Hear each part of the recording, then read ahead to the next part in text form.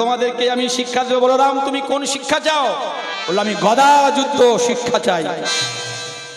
ভগবান গোবিন্দকে বলা হলো তুমি কি চাও?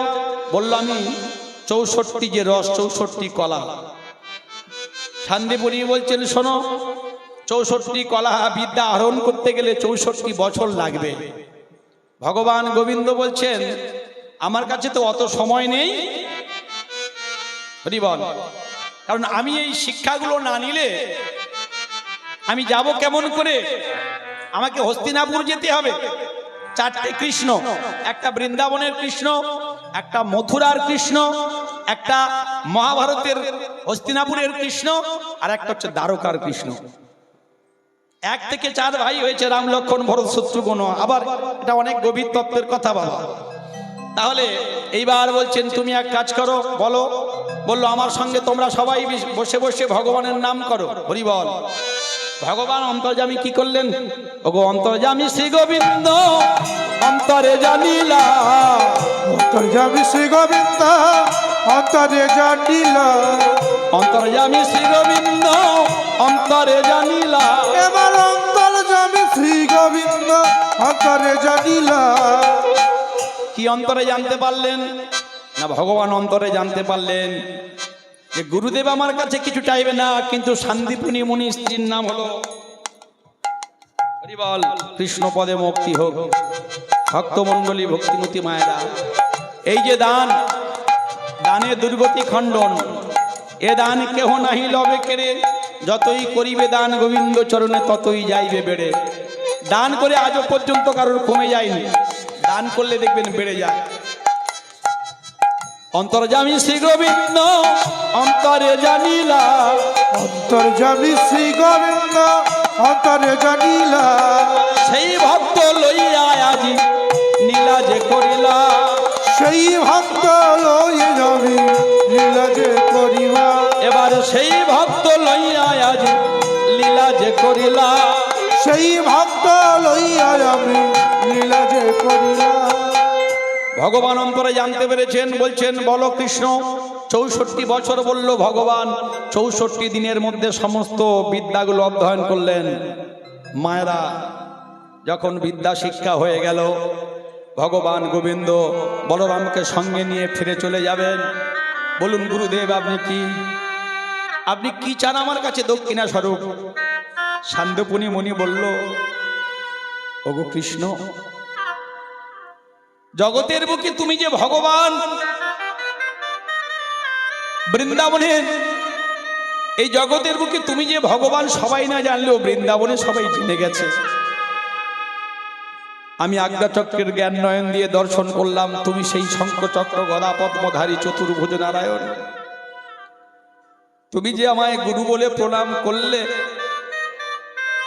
তুমি যে আমার কাছে শিক্ষা নিতে এলে, জগতের মানুষ জানবে যিনি স্রষ্টা, যিনি স্থিতি লয় প্রলয়ের মালিক, ভগবান গোবিন্দামারি পুরুষাম, যিনি সর্ব কারণের কারণ, যার ইচ্ছা ব্যতীত একটি বৃক্ষ থেকে পত্রস্খলিত হয় না, যার ইঙ্গিত ছাড়া জোয়ার ভাটা হয় না, যার আজ্ঞাবহ দাস সূর্য চন্দ্র বরুণ কুবের জগ, সেই ভগবান কৃপা করে তুমি আমার কাছে দীক্ষা নিতে শিক্ষা নিতে এসেছ।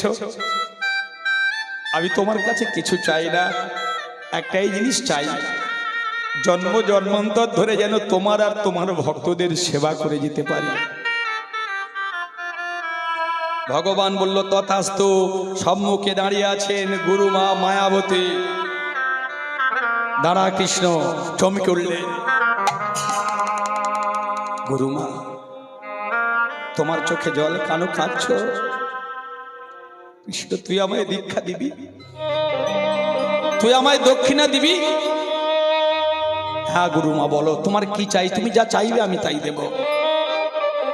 বলো, টাকা পয়সা সোনা দানা ধন সম্পদ অট্টালিকা বিষয় বৈভব কি তোমার চাই তুমি বলো। গুরু যদি পিতা হয় তো গুরু মাতা সে তো নিজের মাতৃসম।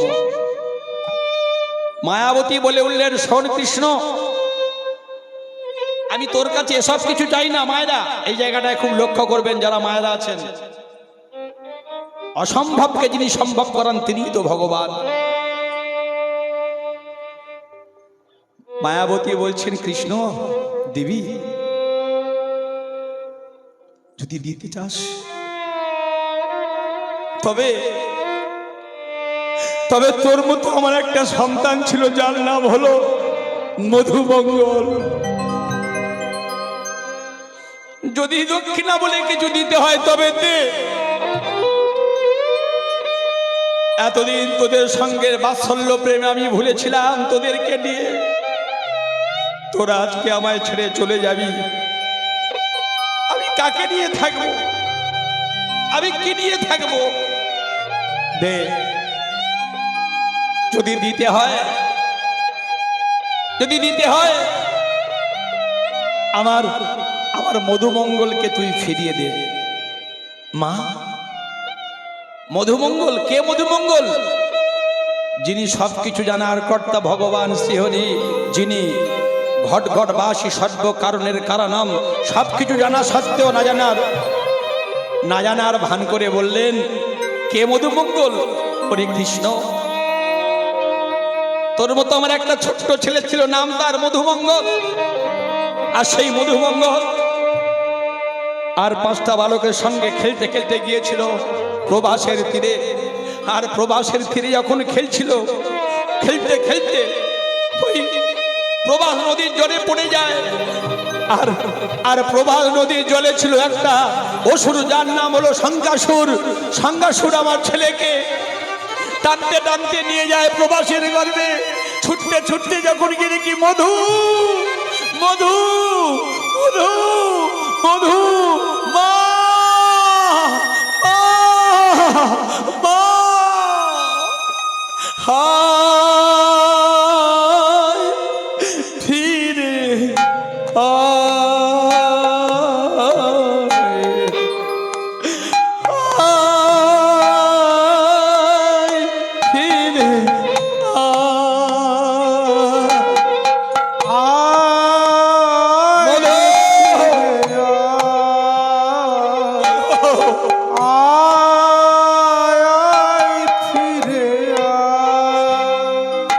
চলো পাতিয়া রয়েছে বসিয়া, চলো পাতিয়া রয়েছি বসিয়া, অভাগিনী তোর মা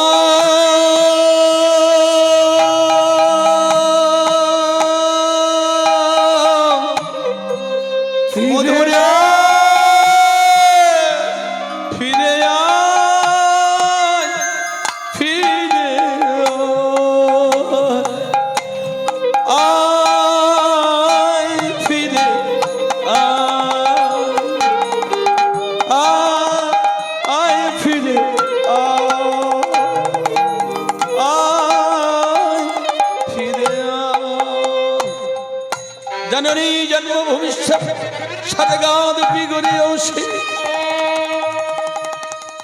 ছোট্ট 8 বছরের মধুমঙ্গল ডুবে গেল প্রবাসের জলে।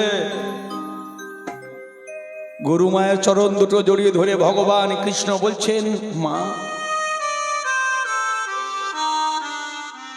এ কি করে সম্ভব? জগতে যে একবার মারা যায় সে কি আর কোনোদিন ফিরে আসে? চুপ কর কৃষ্ণ, তুই না ভগবান, তুই না বৃন্দাবনের সমস্ত শাখাদের মধ্যে তুই বৃন্দাবনের রাখাল রাজা। মায়া দিয়ে তোমার গুরুদেব শান্তি মুনিকে তুমি ভোলাতে পারো, তুমি মাকে ভোলাতে পারবে না। জানি জানি কৃষ্ণ, আমি সব জানি। আমি শুনেছি যে কংসের ভয়ে এই মথুরার কঠোর অবন্তী নগরের জঙ্গলের মাঝে নির্জনে তোমায় নিরন্তর আমরা ডেকে চলেছি শুধু তোমার কৃপা পাওয়ার জন্য। আচ্ছা কৃষ্ণ, যে 3 দিনের দিন পুতনাকে নাশ করতে পারে, যার স্তনে ছিল কালকুডু বিষ, মৃত্যুর পরিবর্তে যে পুতনার প্রাণকে নাশ করতে পারে, তার কাছে কি একটা মরা ছেলেকে বাঁচানো খুবই কষ্টকর ব্যাপার। ভগবান চিন্তা করছেন এ ভক্তকে তো ভোলানো যাবে না। দাঁড়াও কৃষ্ণ, তুমি একটা অতটুকু 8 বছরের শিশু, বিশাল গিরিগোবর্ধন পর্বতটাকে যে কনিষ্ঠ আঙুল দিয়ে চাগিয়ে রাখতে পারে সপ্তম দিন, যে ইন্দ্রের দর্পকে চূর্ণ করতে পারে, তার কাছে কি মরা ছেলেকে বাঁচিয়ে দেয়া খুব খুব দুঃসহ ব্যাপার। দাঁড়াও কৃষ্ণ, আগাসুরের মতো দৈত্যকে তুমি বধ করেছো, বকাসুরের মতো দৈত্যকে তুমি বধ করেছো, অসম্ভবকে তুমি সম্ভব করেছো, তবেই তো তুমি ভগবান। আর আমার একটা ছোট্ট 8 বছরের তোমার মতো ছেলে, নাম তার মধুমঙ্গল, তাকে টানতে টানতে নিয়ে গেল মা হয়ে, আমি কিছু করতে পারলাম না। সারাটা জীবন আমার নয়ন থেকে নয়নের ধারা বিনির্গত হয়। দক্ষিণা যদি তুমি দেবে বলেছিলে তবে দাও। আমার মরা পুত্রকে তুমি ফিরিয়ে দাও, আমার কোলে ফিরিয়ে দাও। চতুরের শিরোমণি জানতে পারলেন, হরিবল। মায়েরা যোগমায়া যোগেশ্বরীকে আশ্রয় করলেন, হে মা যোগেশ্বরী যোগমায়া, সব তোমার কৃপা। জগতের 2টো মা, একটা মহামায়া, একটা যোগমায়া। যারা বলে আমার চোখ দুটো বন্ধ করলে হয়ে যায় সব সরকারি খামার, আর যারা বলে তোমার হরি বল। আমরা মায়ের কাছে চাই, হে মা ধনং দেহি পুত্রং দেহি আয়ু আরোগ্য বিজয়ং দেহি দেবী নমস্তুতে। আরে বাবা, 10টা ঠাকুর থানের তীর্থস্থানে গিয়ে মানত করলেন, সন্তান হয় না, একটা ছেলে হলো অনেক কষ্ট করে। আর সেই সন্তানকে একটু একটু করে খাইয়ে ধুইয়ে মানুষ করে বড় করে একটা টুকটুকে সুন্দরী বৌমা করে দিলেন। আর সেই সন্তান যদি 1 মাস পরে আর মা বলে না ডাকে, তাহলে আমরা তো ভগবানের কাছে চাইতেই শিখিনি। মা কালী খারাপ নয়, তিনি অঘটন ঘটন পটিয়সী। দেখবেন বাড়িতে পরিষ্কার করার 2টো যন্ত্র থাকে, একটা হচ্ছে কুলো আর একটা হচ্ছে চালা। কুলোর কাজ কি মায়েরা? খারাপ বস্তুটাকে উড়িয়ে ফেলে দেয়, ভালোটা কোলের মধ্যে ধরে থাকে, এটা হচ্ছে যোগমায়া। আর বাড়িতে দেখবেন ময়দা বা আটা একটু বেশি পরিষ্কার করার জন্য একটা চালুনি ব্যবহার করেন তো, এই তো পিঠের দিন করেন না? তাহলে তার কাজ কি? সে কি করে? ভালো বস্তুটা নিচে ফেলে দেয়, খারাপ বস্তুটা ধরে থাকে, চালুনির কাজ। হরিবল হরিবল। এমনি মহা মায়ার মায়া মানবকে বুঝতে পারে, এটাই গৌর হরি হরি বল। এমনি মহা মায়ার মজা মানবে কি তা বুঝিতে পারে। এমনি মহা মায়ার মজা মানবে কি তা বুঝিতে পারে।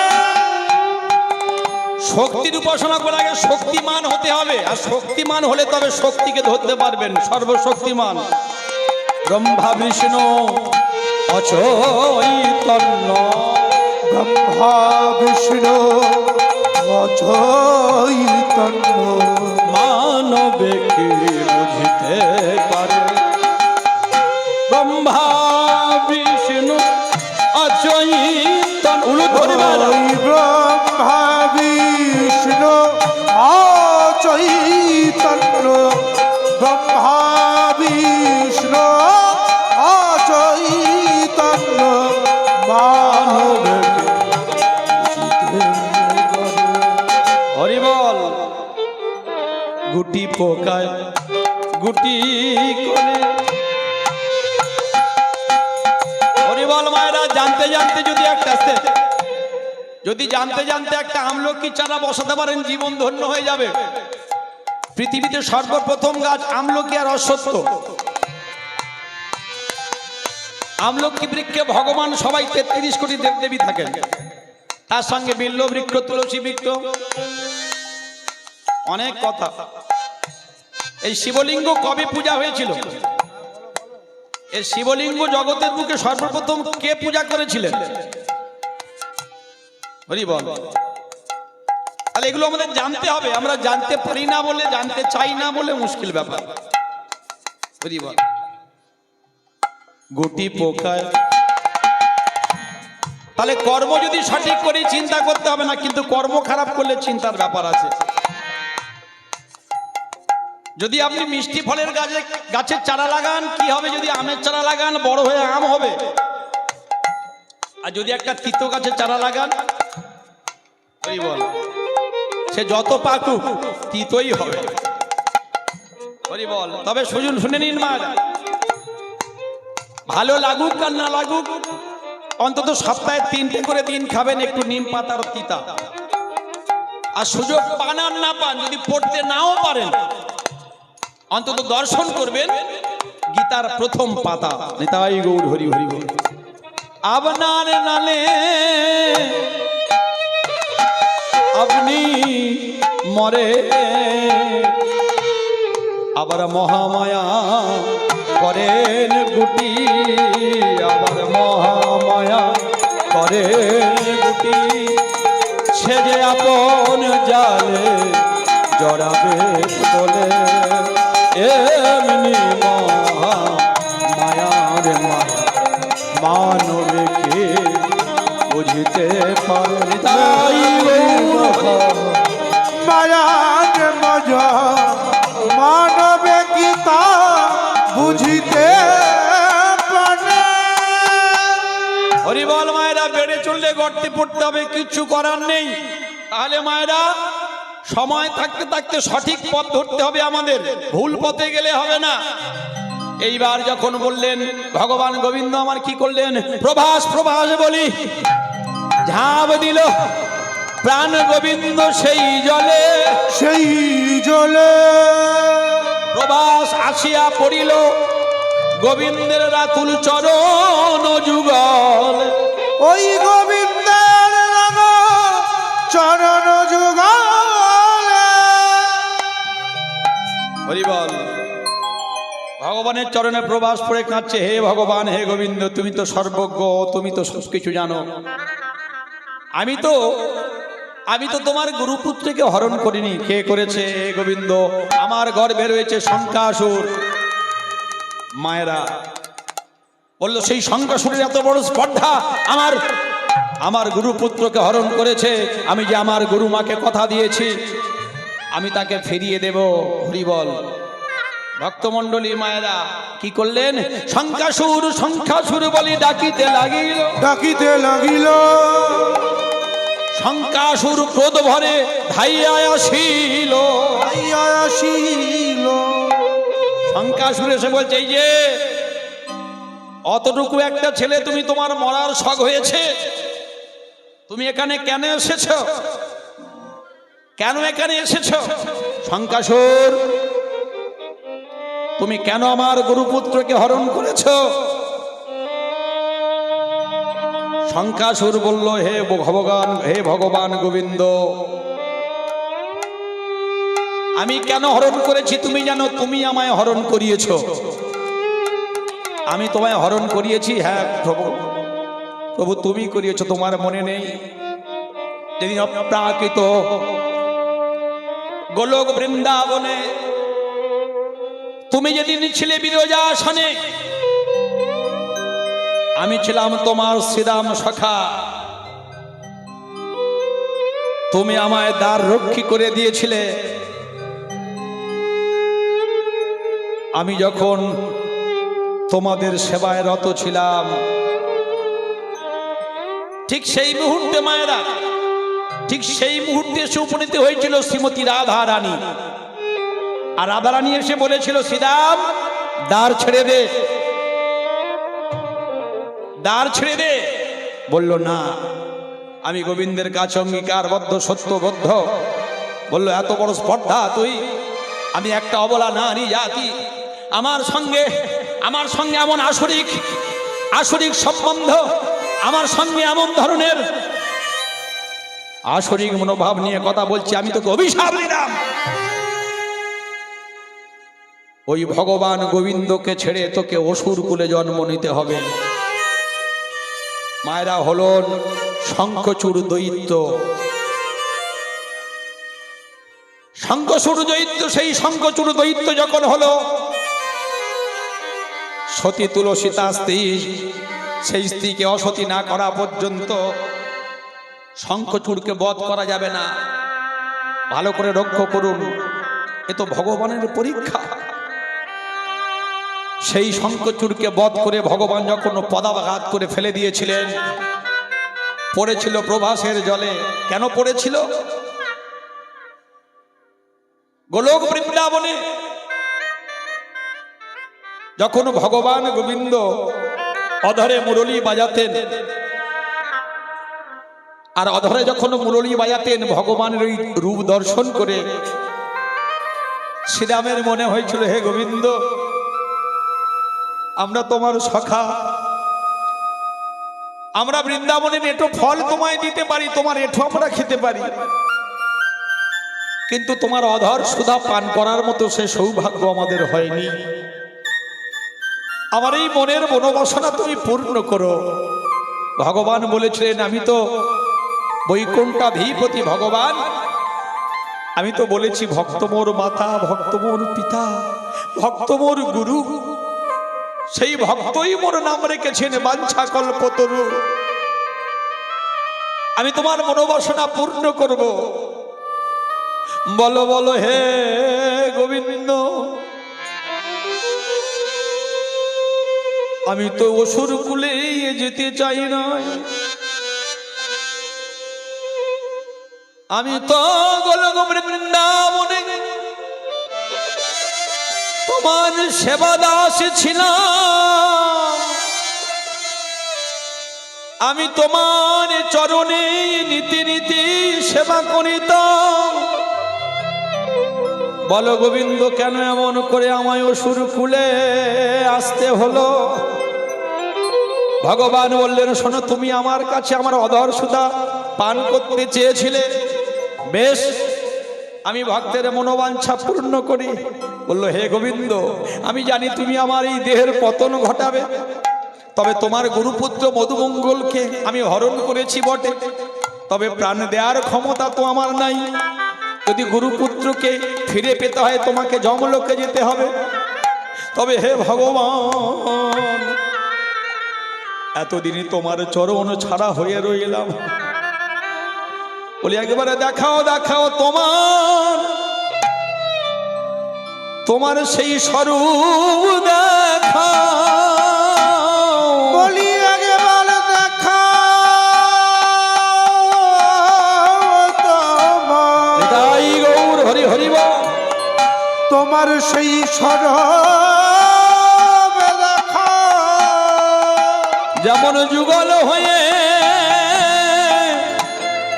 দাঁড়াইয়েছিলে আমার হৃদয় মন্দির আলো করে, যেমন যুগল হয়ে দাঁড়াইয়েছিলে আমার হৃদয় মন্দির আলো করে, যেমন যুগল হয়ে দাঁড়িয়েছিলে আমি ছিলাম তোমার পথ পানে চেয়ে, আমার হৃদয় মন্দির আলো করে, বলি এ জন্মে নয় জন্মে জন্মে আমার হৃদয় মন্দির আলো করে, গোবিন্দ তোমায় হলাম বলে, এ জন্মে নয় জন্মে হরি গোবিন্দ তোমার হলাম বল, এ জন্মে নয় জন্মে একেবারে দেখাও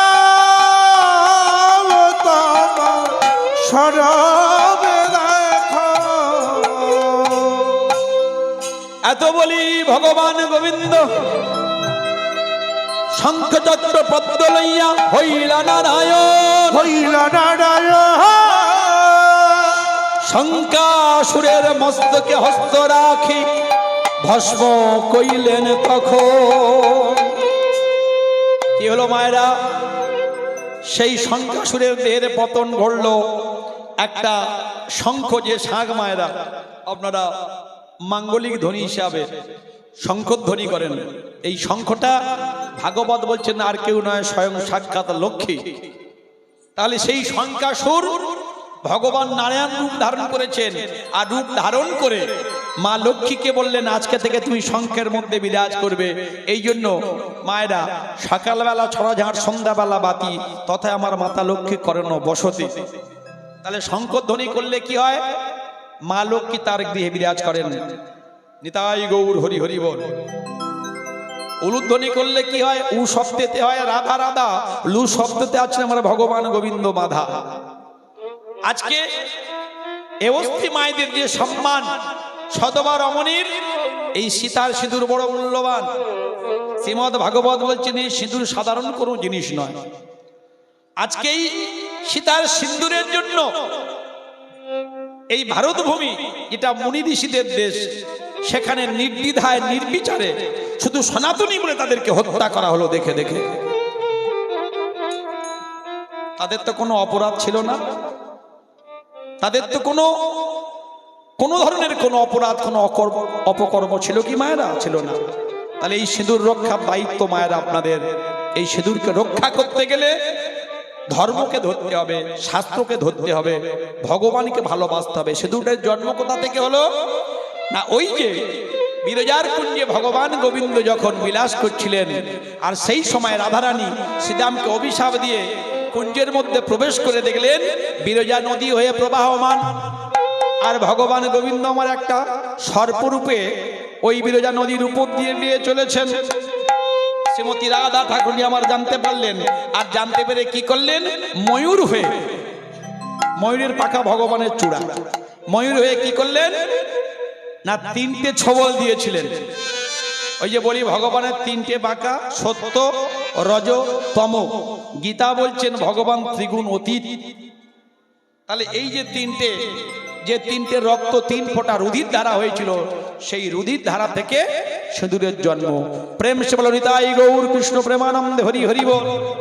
গোবিন্দ বলল শোনো রাধে, তুমি যখন আমার জন্য পক্ষী কুলের রূপ ধারণ করেছো, ময়ূরের রূপ ধারণ করেছো, আজকে থেকে তোমার এই পাখা আমি মাথায় নিলাম। কি যুক্তি? সেই ময়ূরের যে প্রেমটা হয় বিশুদ্ধ প্রেম। কি বললাম? বিশুদ্ধ প্রেম। ময়ূরের প্রেমটা হয় বিশুদ্ধ প্রেম। সেই জন্য ভগবান কি করলেন? আত্মেন্দ্রিয় প্রীতি বাঞ্ছা তারে বলে কাম, আর কৃষ্ণেন্দ্রিয় প্রীতি ইচ্ছা ধরে প্রেম নাম। আবার সেই ময়ূরের পাখাটা বাঁদিকে হেলে আছে। সুখ বলে আমার কৃষ্ণের মাথায় ময়ূর পাখা, সুখ বলে আমার কৃষ্ণের মাথায় ময়ূর পাখা। সুখ বলে করতালি দিয়ে মায়েরা, আবার সুখ বলে আমার কৃষ্ণের মাথায় ময়ূর পাখা। একটু হাত বের করুন মায়েরা। বাবুরে এত সুন্দর ব্যবস্থা করেছেন, ঠান্ডা খুব একটা ধরেন। হরি বল, হরে কৃষ্ণ। ওটাও হবে, ওই ভজনটাও দরকার আছে। জপ 3 প্রকার। বাচিক জপ, এটা উচ্চ স্বরে, মানসিক জপ আর উপাংশু জপ। মা করছেন এখন যে জপটা কি? উপাংশু জপ। গুরুদেবের দেয়া প্রদত্ত নাম, নামমালায় জপ, নাম মালিকায় জপ। ওখানেও সেই ভক্তের কথা। ওই যে দুটো বড় বড় কাঠি আছে, কে? দুজন বড় বড় ভক্ত ভগবানের জন্য নিজের মাথাটাকে বিক্রি দিয়েছেন। কে কে? একটা হচ্ছে তরুণী, আর একটা কে? আর একজন ভক্ত আছে। দুজন ভক্ত ওখানে আছে, দুটো ভক্ত। যে রাজা ছিলেন আমরা মহাভারতে দেখতে পাই, সেই ভক্তের মাথা ওখানে দেয়া হয়েছে, দুটো মাথা দেয়া রয়েছে। দুটো দাগ কখনো পেরিয়ে যেতে নেই মায়েরা, ওই জন্য আবার ঘুরে ঘুরে আসতে হয়। নাম মালিকা, হরি বল। তাহলে এখানে কি পেলাম? মাথায় ময়ূরের পাখা। ও বৃন্দাবন ও বিলাসিনী রাইয়া মা, বৃন্দাবন হো বিলাসিনী রাইয়া মাধে, বৃন্দাবন হো বিলাসিনী রাইয়া মাধে। আবার রাইয়া মাদের, আবার রাইয়া মাদের, রাইয়া মাদের আমরা রায়ের, রাইয়া মাদের, রাইয়া মাধে, রাইয়া মাধে আমরা রায়ের, রাইয়া মাধে, রাইয়া মাদের, রাইয়া মাদের আমরা রায়ের, রাইয়া মাদের, রাইয়া মাধে, রাইয়া মাধে আমরা রায়ের, রাইয়া মাধে। বৃন্দাবন হো বিলাসিনী রাইয়া মাধে, ও বৃন্দাবন হো বিলাসিনী রাইয়া মাধে। আবার রাইয়া মাধে, ও আবার রাইয়া মাধে, রাইয়া মাধে, রাইয়া মাধে, রাইয়া মাধে। বৃন্দাবন হো বিলাসিনী রাইয়া মাধে। আবার সুগ বলে আমার কৃষ্ণ গিরি ধরেছিল, সুখে বলে আমার কৃষ্ণ গিরি ধরেছিল, সুগ বলে আমার কৃষ্ণ গিরি ধরেছিল, সুখে বলে আমার কৃষ্ণ গিরি ধরেছিল, সুখ বলে সুখ বলে সুখ বলে ভাই বলে সুখ বলে সুখ বলে